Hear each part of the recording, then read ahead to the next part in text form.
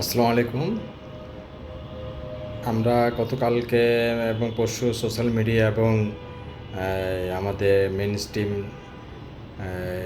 মিডিয়াতে দেখলাম ভোলায় একজন জামাত কর্মী, মহিলা কর্মী প্রধানমন্ত্রীর সমালোচনা করার কারণে অ্যারেস্ট হয়েছে, জেলে গেছে এবং তার একটা 3 বছরের প্রতিবন্ধী শিশু আছে, বাচ্চা আছে। এটাকে হাইলাইটস করে অনেক কথা হচ্ছে। আসলে যে মত প্রকাশের স্বাধীনতা থাকা উচিত। মতামত ব্যক্ত করলে, সমালোচনা করলেই সে দোষী হয়ে যাবে, তাকে গ্রেপ্তার করতে হবে, সেটা আমরা সমর্থন করি না। আমরাও এটার অবসান চাই। আমরা আন্দোলন করেছি, দীর্ঘদিন আন্দোলন সংগ্রামে মত প্রকাশের স্বাধীনতা নিয়ে আমরা কথা বলেছি। আর এখন কথা হচ্ছে, মত প্রকাশের স্বাধীনতা মানে এই নয় আমি যখন যা খুশি তাই বলবো, যেভাবে খুশি সেভাবে সমালোচনা করব, হ্যাঁ, অশ্লীল ভাষা প্রয়োগ করব। এবং সেখানে দেখা যাচ্ছে ওই নারী নেত্রী, একটা নিউজ দেখলাম, সেটা হচ্ছে সে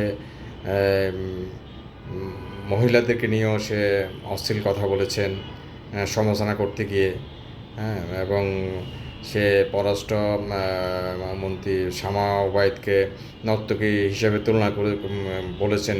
এই ধরনের বক্তব্য যদি সঠিক হয় তাহলে যে কোনো কারোর বিরুদ্ধে ব্যবস্থা নেওয়াকে আবার আমরা সমর্থন করি। কারণ অশ্লীল সমালোচনা মানে অশ্লীল বক্তব্য দেওয়া যাবে না, কাউকে অসম্মান করা যাবে না। একজন মহিলা হয়ে আরেকজন মহিলাকে, একজন পুরুষ হয়ে একজন মহিলাকে অসম্মান করে কথা বলা যাবে না, সেটাকে সমর্থনযোগ্য নয়। কিন্তু নিরপরাধ কাউকে রাজনীতি করার কারণে বা সমালোচনা করার কারণে তাকে হয়রানি করবে, সেটাও গ্রহণযোগ্য নয়। আপনারা জানেন গত 2 দিনে আমার দুটা বক্তব্যের পরে অনেক সমালোচনা আলোচনা হয়েছে, হুমকি হচ্ছে, হ্যাঁ, আবার অনেক অভিনন্দনও জানাচ্ছে। তো এই যে এটাকে আমি মনে করি যে কোনো আলোচনার পরেই সমালোচনা হবে, সেটাকে স্বাগত জানানো উচিত, সাদরে গ্রহণ করা উচিত। আমার বক্তব্যে যদি কারো কোনো দ্বিমত থাকে, আপনারা সেটা উপস্থাপন করেন, অবশ্যই আমি মাথা পেতে নেব। অথবা আমার যদি কোনো ওই বক্তব্যের পরিপ্রেক্ষিতে বক্তব্য থাকে, সেটাও আমি উপস্থাপন করব। আপনারা ইতিমধ্যে দেখেছেন সবচেয়ে গুরুত্বপূর্ণ যে বক্তব্য কাজ, সেটা হচ্ছে আন্তর্জাতিক অপরাধ ট্রাইব্যুনালের প্রাক্তন প্রসিকিউটর তাজুল ইসলাম, সংবাদ মাধ্যমে জানতে পারলাম সে নাকি দেশ ত্যাগ করেছে। সেটা যদি সঠিক হয় তাহলেও সেটাও কিন্তু এই জাতিকে ভাবার বিষয়। কারণ যার উদ্যোগে, যার তৎপরতায় এই আন্তর্জাতিক ট্রাইব্যুনালটা গঠন হয়েছে এবং শেখ হাসিনারই আইনে, হ্যাঁ, যে ট্রাইব্যুনালের মাধ্যমে যুদ্ধ অপরাধীদের বিচারের নামে কিছু প্রহসনও হয়েছে, প্রকৃত অপরাধী ছাড়াও কিছু নিরীহ লোককে তারা ফাঁসির কাস্টে এবং ঝুলিয়েছে।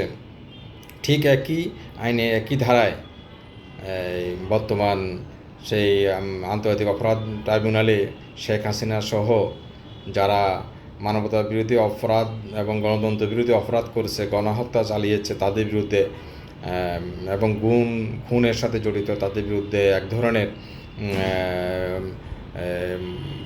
বিচারের আওতায় তাদেরকে আনার যে প্রক্রিয়া, সেই প্রক্রিয়াকেও আমরা সাধুবাদ জানাই। কিন্তু সেই বিচারের মধ্যে যদি কোনো অনিয়ম থাকে, অর্থাৎ কাউকে ফাঁসানোর জন্য বা কাউকে বাঁচানোর জন্য নেপথ্যে অর্থ লেনদেন হয় এবং কাউকে রাজসাক্ষী করে তাকে বাঁচিয়ে দিয়ে আরেকজনকে ফাঁসিয়ে দেওয়া হয়, সেটাও গুরুতর অপরাধ।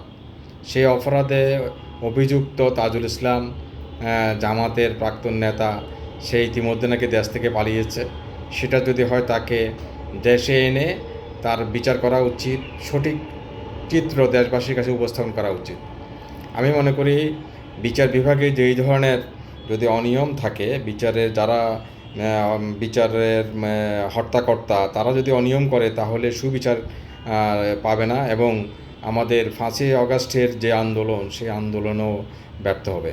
সুতরাং 5ই অগাস্টকে বিক্রি করে না খেয়ে প্রকৃত অর্থে 5ই অগাস্টের সুফল যাতে সবাই পায়, সেই কাজটাই আমাদেরকে করতে হবে। এই জন্য আমি মনে করি ওই লেনদেনের সাথে যারা জড়িত ছিল, অবৈধ কাজের সাথে যারা জড়িত ছিল, ইভেন কি জামাতের নেতা শিশির মনির সহ যাদের নাম এসেছে, তাদেরকেও আইনের আওতায় আনার আমি জোর দাবি জানাচ্ছি। আর যদি প্রকৃত অর্থে তারা যদি অপরাধী না হয়, তাহলে তাদেরকেও সসম্মানে এই অপরাধ থেকে বা এই অভিযোগ থেকে মুক্তি দেওয়ারও আহ্বান জানাচ্ছি। আজকে বিশেষ বক্তব্য নেই, শুধু এটুকু বলবো, গত দুটি বক্তব্য পরে যারা আমাকে বিভিন্ন উপদেশ দিয়েছেন অথবা বিভিন্ন অভিযোগ উপস্থাপন করেছেন, বা যারা আমাকে আরও উৎসাহিত করেছেন, অথবা যারা বিভিন্ন ধরনের সমালোচনা করছেন, সবাইকে আমি স্বাগত জানাচ্ছি। আপনারা এই আলোচনা সমালোচনা এবং এই প্রক্রিয়ার সাথে থাকেন, এটা একটা গণতান্ত্রিক সৌন্দর্য। কাউকে গালি দিয়ে নয়, আমার যদি কোনো ভুল থাকে আপনারা সেটা শুধরাবেন। আমার বক্তব্য যদি ভুল ধরা পড়ে আমিও সেটা শুধরিয়ে নেব, অথবা আমি স্বীকার করব আমার ভুল হয়েছে।